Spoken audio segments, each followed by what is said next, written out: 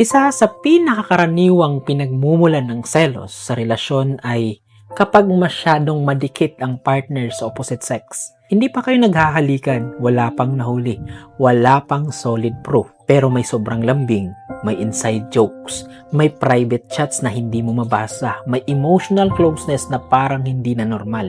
Tapos kapag nagselos ka, ikaw pa ang insecure, ikaw pa ang praning. Hindi kasi lahat ng selos ay kahinaan. Minsan, reaction yan sa boundary na nilalampasan.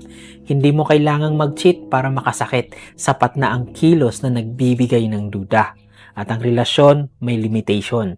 Kapag may partner ka na, hindi ka na single-minded dapat. May responsibilidad ka na sa emotion ng taong pinili mo. Hindi sapat ang wala akong masamang intensyon. Kung nasasaktan siya sa kilos mo, may mali na. At kung mahal mo siya, iiwasan mong hindi lang ang cheating, kundi pati ang situasyong magmumukhang cheating. Mag-set ka ng malinaw na boundaries. Iwasan ang sobrang closeness.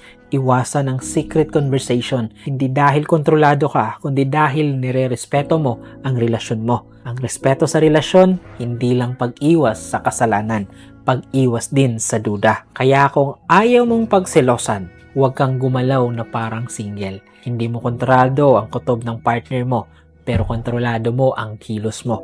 At tandaan mo, ang tiwala kapag paulit-ulit mong nilagay sa alanganin, hindi na bumabalik yan ng buo.